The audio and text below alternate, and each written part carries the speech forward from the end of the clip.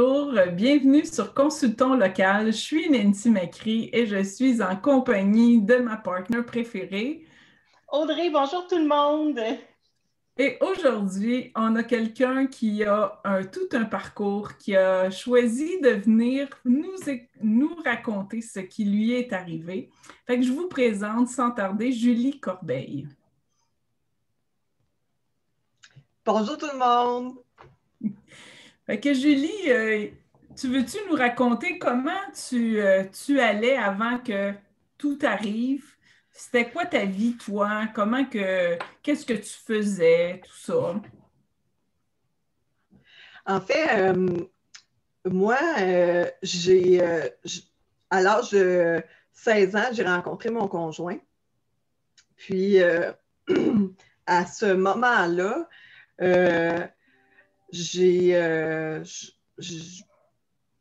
j'aimais pas vraiment l'école. Puis, je venais de changer d'école secondaire. Puis, moi, je suis originaire de Longueuil. Je venais de changer d'école secondaire. Mes parents s'étaient séparés à ce moment-là, fait que j'avais dû changer d'école secondaire. Puis, je détestais l'école où j'avais été mutée, finalement. Et j'allais de moins en moins à mes cours parce que mon conjoint allait de moins en moins à ses cours, lui aussi. Alors, on foxait ensemble.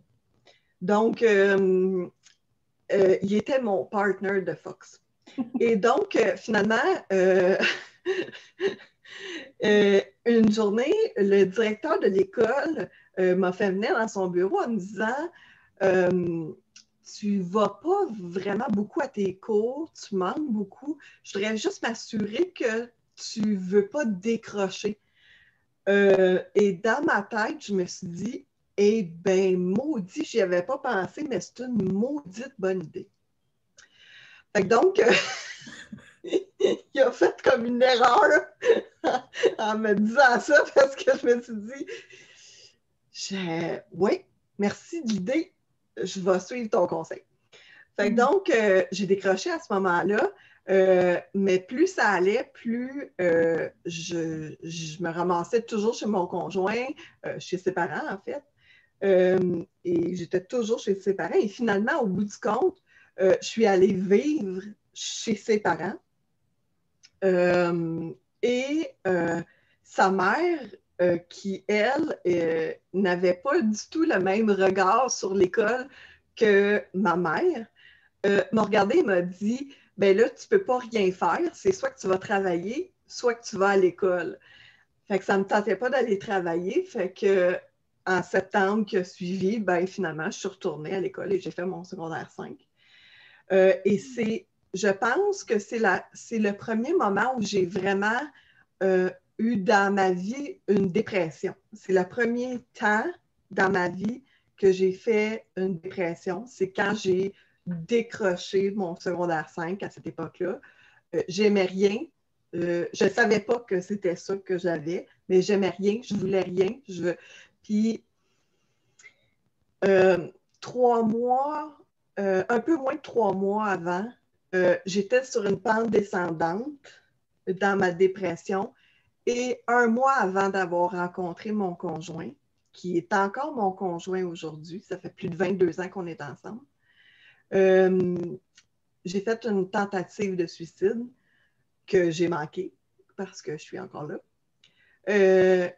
Et donc, quand j'ai rencontré mon conjoint, ça m'a sauvé la vie parce que ça m'a comme distraite de mon mal. Ça m'a changé les idées.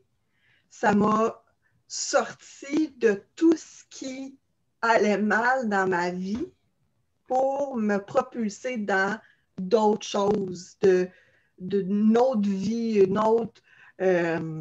j'étais avec des gens qui me poussaient vers le bas et là, je me retrouvais avec quelqu'un qui me sortait complètement de ça. Et l'année suivante, comme j'ai changé d'école, j'ai changé de cercle d'amis, toute ma vie a changé. Fait que donc, ça m'a propulsée ailleurs. On se pousse plusieurs années plus tard. J'ai travaillé pendant des années dans les magasins. Je me suis retrouvée avec des postes quand même bien. J'ai travaillé dans un gros magasin qui faisait quand même 8 millions par année. Et le magasin pour qui je travaillais me voyait monter quand même haut. Mon père s'est retrouvé à l'hôpital parce qu'il avait fait une crise cardiaque. Mais il en avait déjà fait une en 95, fait que c'était rien. Mon père travaillait à l'âge de 77 ans, il travaillait 7 jours semaine.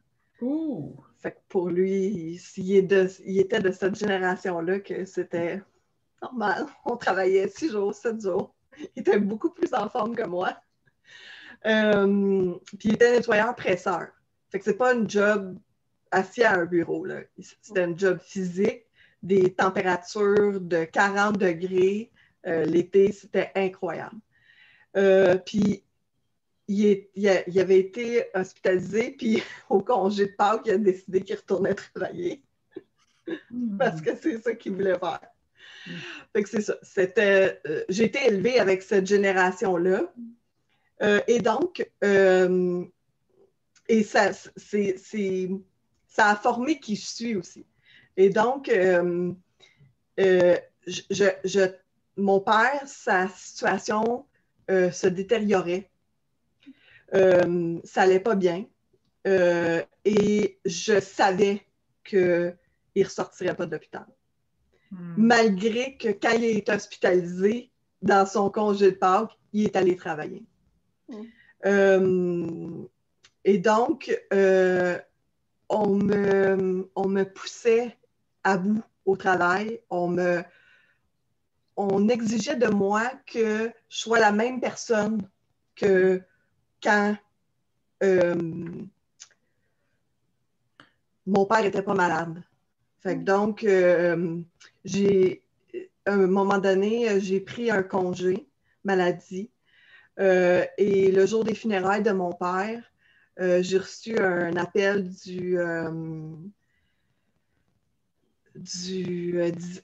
de la directrice de district qui me demandait quand est-ce que j'étais pour retourner au travail. Et j'ai décidé que c'était le dernier jour que j'étais pour être à l'emploi de cette compagnie-là, que s'il y avait ces valeurs-là, que c'était pas les miennes. Et donc, ça a été fini. J'ai donné ma démission. C'était sur une longue liste de choses que je n'accepterais plus de cette compagnie-là. Et quelques mois plus tard, mon conjoint a dit « Veux-tu commencer à travailler pour moi? » Et c'est ce que j'ai fait.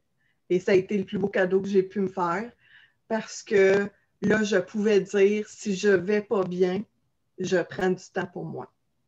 C'est ce que j'ai pu faire. Si on avance dans le temps, quelques années plus tard, c'est-à-dire que mon père est décédé en 2013, 4 ans plus tard, en 2017, je reçois un appel de ma nièce quand je reviens d'un brunch avec la famille de mon conjoint, brunch de Pâques. Ma nièce m'annonce au téléphone, elle me dit « Ma tante Julie, je m'excuse, mon chum arrive. »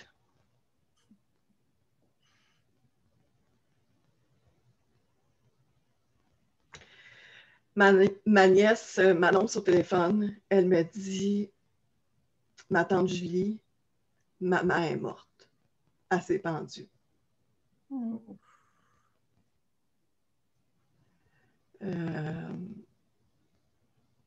C'est ma nièce puis ses frères qui l'ont trouvée. Là, c'est vrai, ils vont ouvrir la porte. Attendez-moi 2 petites secondes, je m'excuse.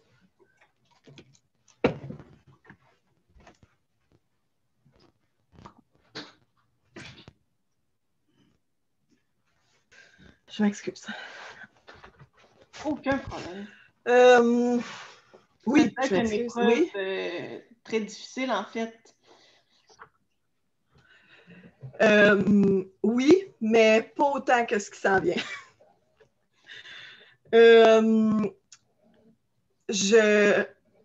Au moment où j'ai reçu l'appel, mon chum avait mis l'appel sur speakerphone. Pour vous donner un peu un contexte, là. Je ne veux pas étirer ça trop long, parce que je sais qu'on a juste 15 minutes. Mais mon chum avait mis l'appel sur speakerphone, puis c'était le congé de Pâques, puis la porte patio était ouverte. Puis il avait mis le téléphone sur speakerphone, puis son téléphone cellulaire était sur la table de salon. Puis je savais que ma sœur avait fait des tentatives de suicide, mais j'avais parlé avec elle durant la dernière semaine, à tous les jours, puis elle m'avait dit qu'elle ne le referait pas.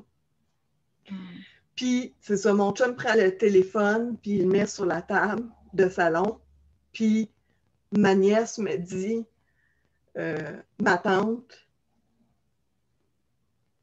maman s'est pendue. Puis j'ai fait tabarnak! Puis j'ai cassé un coup de poing sur la table. Mais vraiment fort. Puis j'ai crié, hurlé. Non! Non, non, non, non, non, non! Puis j'arrêtais pas de dire non. Mais ma nièce pensait que j'hurlais ça parce que je disais c'est ta faute. Puis là, elle s'est mise à pleurer. Puis elle a dit je m'excuse, ma tante. Puis là, j'ai ramassé le téléphone. Puis là, j'ai dit à mon chum, ferme la porte patio, les voisins. Je capotais parce que là, je me disais, qu'est-ce que les voisins vont penser qui arrive? Puis j'ai dit à mon chum, ferme la porte patio, les voisins. Puis j'ai ramassé le téléphone, puis j'ai dit, non, Caroline, non, non, non, c'est pas de ta faute. Non. Fait que là, j'ai dit, je m'en viens là. Je raccroche, on part, puis ma sœur, moi je reste à Marieville, ma sœur restait à Valleyfield. Et donc, c'est à peu près 1 heure et quart, se rendre là. Oui. On part, on s'en va. Et là, moi, j'arrive sur place. Ma sœur avait 3 enfants. À ce moment-là, 18, 20, 22. Ma nièce, dans le milieu, 20. Et donc, c'est quand même des adultes, mais c'est des jeunes adultes. Là. Et ils ont été élevés, gâtés, camouflés, tu sais, bon. Fait que donc, ils sont des jeunes adultes, mais plus bébés, jeunes adultes que jeunes adultes. Et donc, moi, j'arrive là en même temps que mon frère à moi. Et quand on arrive tous les deux, il n'y a personne en avant de la maison de chez ma soeur. Il n'y a personne. Il y a un policier, c'est tout. Et là, je me dis, où est tout le monde? Il est supposé y avoir plein de monde. Là. Ma mère est supposée être là. Je veux dire, il est supposé y avoir plein de monde ici. Là. Fait que donc, déjà que je suis en maudit, je capote, il y a un milliard d'émotions.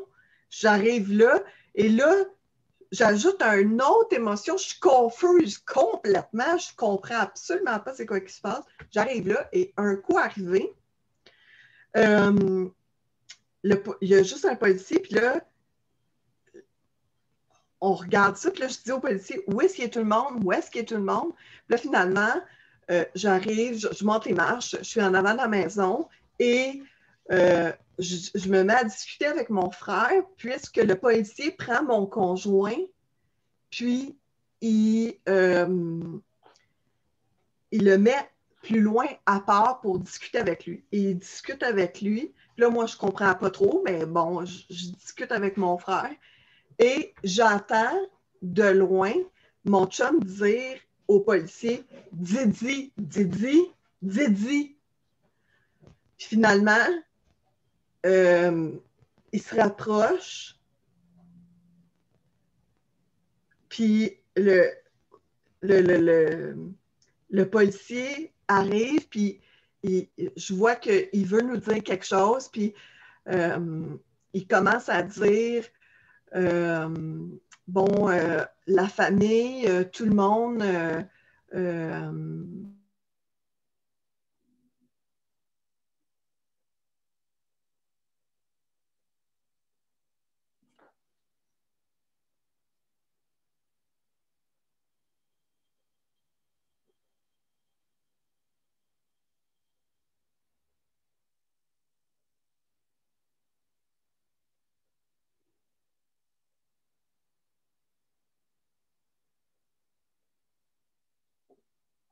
bon, excusez-moi, on m'entendait plus. OK. Oui, on t'entend. Ça a coupé où? En fait, avec le policier s'en venait vers toi, puis il voulait te parler. OK, c'est ça. Fait que donc, le policier arrive avec mon conjoint, puis il dit ouais, ben là, la famille sont à l'hôpital. Je dis OK, ils sont à l'hôpital. Je dis OK, mais je dis pourquoi ils sont à l'hôpital? Il dit ben, voulez-vous vous asseoir? Je dis non, non, là, je dis qu'est-ce qui se passe là? Fait que, ils sont où, là? Pourquoi ils sont à l'hôpital? Fait que, puis là, mon chum, il le regarde et il dit, dis-y, là, dis-y. Fait que, le policier, il me regarde et il dit, on n'a pas juste un mort, on a deux morts. C'est quoi, on a deux morts? Il dit, le père des enfants, Pascal, il est décédé dans un accident en s'en venant. Et là, les deux bras me tombent. Et je dis, non, ben non. Il dit oui. Je dis non, non. Puis je reste comme ça, puis je bouge pas. Il dit oui. Je dis non, non. Puis je continue, je dis non, non, non, non. Il dit oui. Il dit, il y a eu un accident de voiture ensemble, puis il est décédé. Je dis, ah là, pas un autre, là? Non, je dis, ça n'a pas d'allure, là. Pas un autre, là. Fait que là, on part, on s'en va à l'hôpital, et en arrivant là, les enfants de ma soeur partent à courir et s'en viennent vers moi en criant « Ma tante! Papa, il est mort! Ça doit tellement être... » Fait que là, on venait pas juste de... Ouais, on venait pas juste de perdre ma soeur. Ils venaient de perdre leur père aussi. Et on avait perdu les deux comme ça. C'était pas assez d'avoir perdu ma soeur. Il fallait aussi qu'ils perdent leur père. Comme si ça se pouvait. Comme si ça se pouvait. Puis là, comme au décès de mon père, j'obtiens des séances avec le CLSC de ma région. J'ai des sessions et quand les sessions se terminent, au moment où les sessions se terminent, j'ai une ligature des trompes qui est programmée que j'avais demandé à l'âge de 20 ans, mais que j'ai eu à l'âge de 37 ans. Parce que, comme je suis une femme, je ne peux pas savoir ce que je veux. Mais bon. Fait que donc, à 37 ans, j'ai enfin eu ma ligature des trompes. Et ça ne s'est pas passé comme prévu. On a accroché ma vessie. L'infirmier qui était sur place n'a pas vérifié si j'avais uriné. On m'a retourné chez moi. Quand je suis retournée à l'hôpital en me plaignant que j'avais des douleurs infernales qui étaient proches de m'évanouir, on m'a dit que on m'a retourné chez moi encore. Quand je suis retournée encore à l'urgence, à peu près 24 heures plus tard, là, on a fini par me passer une radiographie et on a trouvé le trou dans ma vessie. On m'a hospitalisée. Quand on m'a hospitalisée, on m'a passé un scan. Dans le scan qu'on m'a passé, on m'a dit que le trou dans ma vessie était pour se colmater tout seul, parce que c'est comme ça une vessie. Mais ils ont vu que ma vésicule biliaire était extrêmement enflée, puis qu'il faudrait absolument me l'enlever. Ce que j'avais déjà demandé 10 ans avant, mais qu'on ne m'avait pas enlevé, me disant que j'en avais pas de problème. Donc, on m'a enlevé ma vésicule biliaire. On m'avait dit qu'on était pour la faire par laparoscopie. On l'a fait par laparotomie. Une laparotomie, c'est une grande incision dans l'abdomen. C'est à peu près ça de long. C'est pas la même douleur. Ça fait vraiment mal. Surtout quand tu ne t'attends pas que ça va faire vraiment mal. Donc, je me suis réveillée. C'est un autre affaire que je n'avais pas prévu, que je me suis réveillée, puis que là, il a fallu qu'on m'explique que ça ne s'était pas passé comme prévu. Je me suis réveillée. À peu près une semaine plus tard, on m'a enlevé ma sonde, me disant que c'était correct, que là, le trou à ma vessie devrait normalement s'être colmaté. On n'a pas vérifié avant. On l'a juste enlevé. Puis quand, dans les heures suivantes, j'ai dit que je n'allais pas uriner, on m'a dit de boire plus d'eau. J'ai bu comme une championne. Parce que moi, quand je fais quelque chose, je ne le fais pas à moitié. Puis j'en ai bu de l'eau. Mais j'allais toujours pas uriner. Fait que les symptômes que j'ai vécus chez moi, j'ai recommencé à les avoir. Parce que le trou à ma vessie était toujours pas colmaté. Puis mon ventre était enflé et très dur, comme si j'étais enceinte. Et j'ai dit au médecin, il me semble que c'est pas normal. Vous êtes sûr que vous voulez me donner mon congé? Parce que là, on me donnait mon congé. Puis le médecin m'a répondu, vous savez, Madame Corbeil, ça ne sera pas parfait chez vous non plus. Bon. Super. Je n'ai pas trouvé que c'était une réponse adéquate à ma question. Mais c'est la réponse qu'on m'a donnée.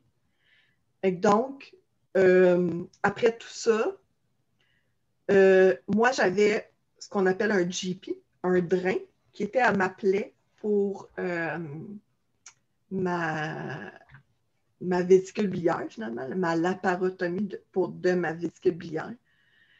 Et ce drain-là, c'est à peu près gros comme ça. Et il a fallu qu'il m'en installe un gros comme ça. Parce qu'il était en train de se remplir. Et il se remplissait de quoi? D'urine. Parce que mon urine de ma vessie s'était rendue en haut. Parce que j'avais un trou. Et j'étais en train de m'intoxiquer. Et tout ça se faisait durant la nuit parce que le trou, la sonde avait été retirée et le trou était toujours là. Et moi, ayant bu de l'eau comme une championne, ben là, toute l'eau devait se vider à quelque part. Et voilà, c'est ce qui s'est passé. Fait que là, durant la nuit, quand l'analyse du liquide dans le drain s'est faite et qu'ils ont vu que c'était de l'urine, ils m'ont remis ma sonde et ils m'ont dit « Madame Corbeil, on vous retire votre congé. » Et là, je me suis mis à brailler comme une madeleine parce que moi, ça faisait déjà 2 semaines que j'étais à l'hôpital. Je voulais sacrer mon camp. 2 semaines pour une opération d'1 jour. Je capotais. Et finalement, on m'a réopéré le lendemain matin.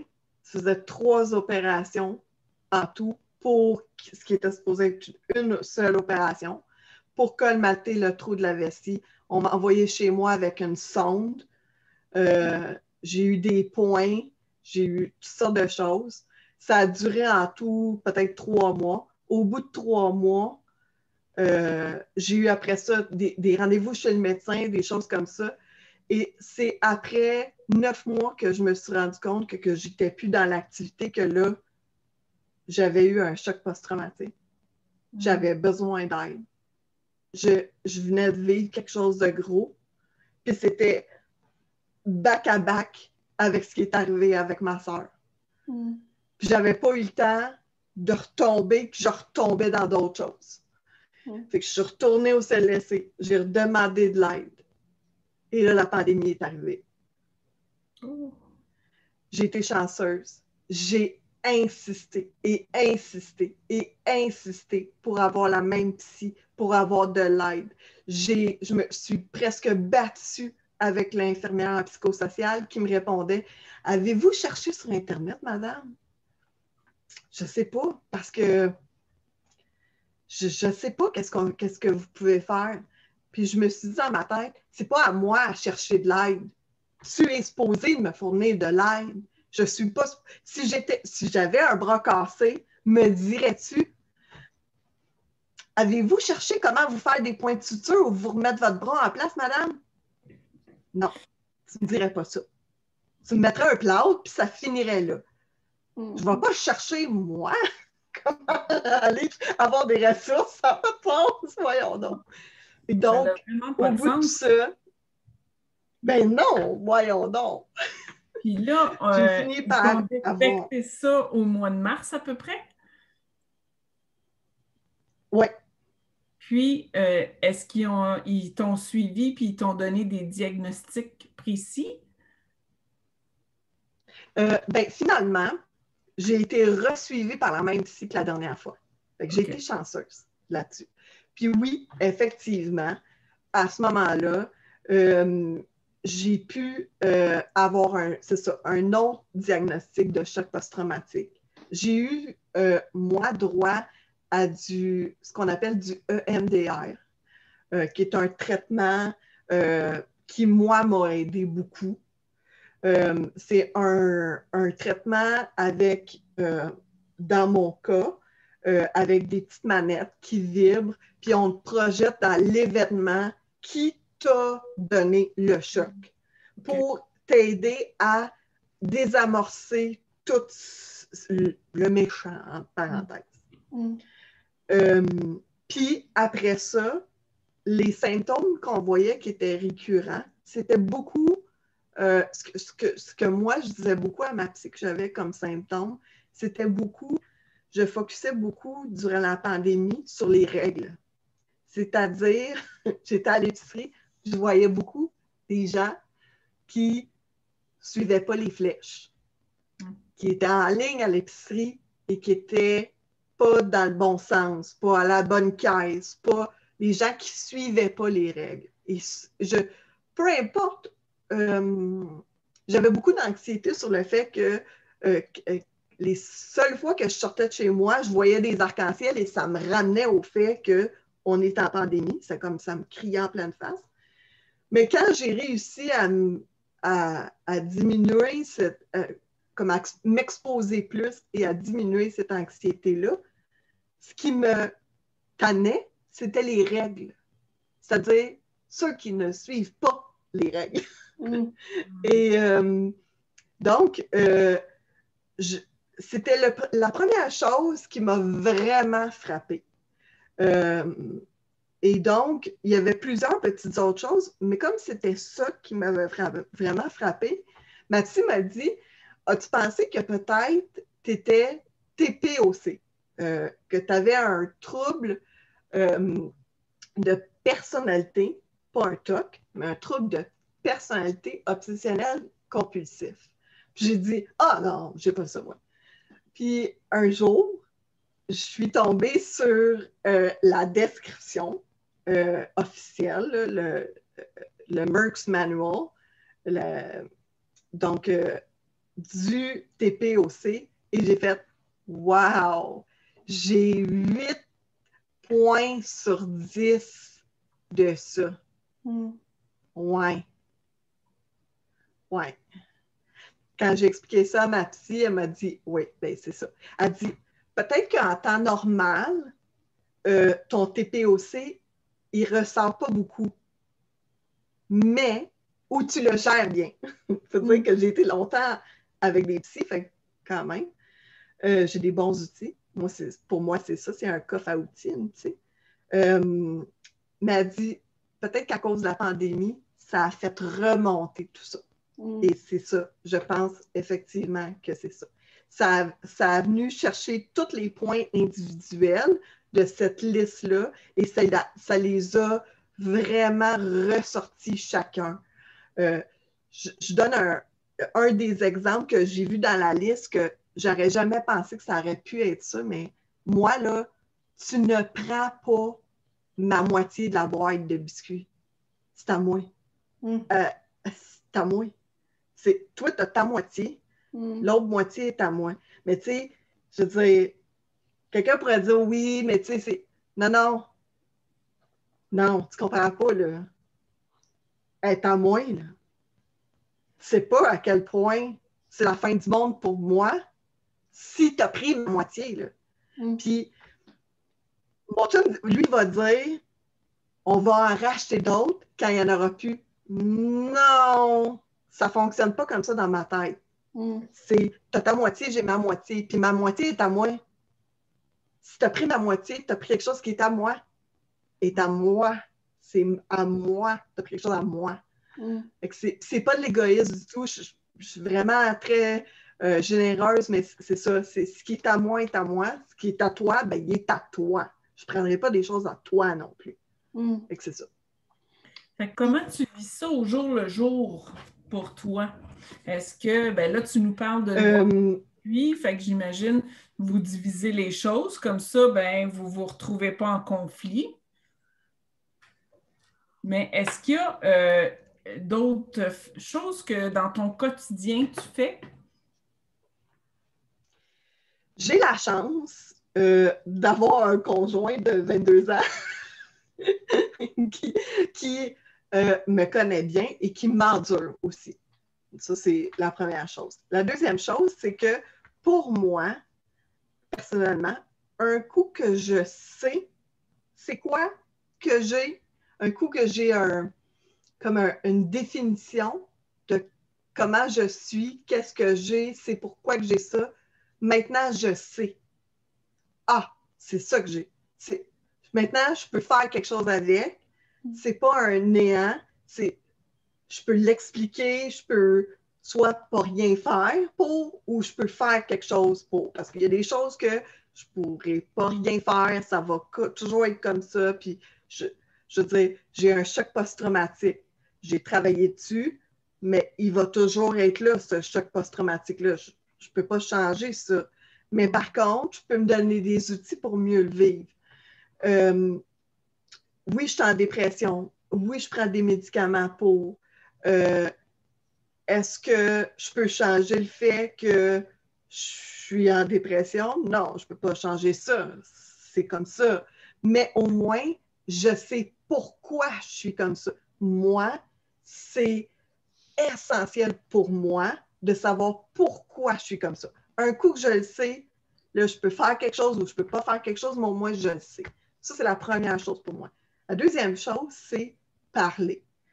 Quand j'ai su que je perdais ma psy récemment, c'était comme la fin du monde pour moi. Je me disais, qu'est-ce que je vais faire? Et mon chum m'a dit, vu-tu qu'on l'essaye, on va s'asseoir, mettons, tous les vendredis, puis on va jaser. Je me suis dit, peut vous me donner des conseils, lui? C'est pas un psy. Mais juste de ventiler, ça m'a fait tellement du bien. Là, on fait ça, là. Ça peut être tous les vendredis, c'est pas important, là. c'est juste de dire, puis je pense qu'il y a beaucoup de conjoints qui ont besoin d'entendre ça. J'ai pas besoin qu'ils me trouvent une solution. Puis mon chum, il a fallu qu'il comprenne ça. J'ai pas besoin qu'il me trouve une solution. J'ai besoin qu'il m'écoute. Je dis pas ça pour qu'il me donne une solution. Je veux juste qu'il soit là puis qu'il m'écoute. Puis c'est ce qu'il fait. Puis il y a des fois, je suis obligée de lui rappeler. T'arrêter, Julie, parce qu'on manque de temps, mais je veux vraiment te féliciter. Ben oui. Et puis, merci! Audrey, tu vas mettre tous ces liens pour qu'on puisse la rejoindre si on a des questions autres que qu'est-ce qu'elle a pu nous dire. Oui, donc tous les liens, en fait, vont être juste dans la barre d'infos, juste en bas. Puis en plus, Julie est auteure et collaboratrice dans un blog, donc ça va être aussi en commentaire. Donc, n'hésitez pas à les regarder, ça vaut vraiment la peine. Je pense qu'elle a vécu des choses qui peuvent justement aider énormément de personnes qui vivent exactement la même chose ou avec des similarités. Je pense qu'on peut y envoyer plein d'amour, puis juste lui dire un gros merci, en fait, Julie, pour le temps que tu nous as accordé. C'est hyper intéressant, puis je te souhaite tellement de bonheur pour ce qui suit, vraiment. Merci beaucoup. Merci à vous de m'avoir reçu. Merci.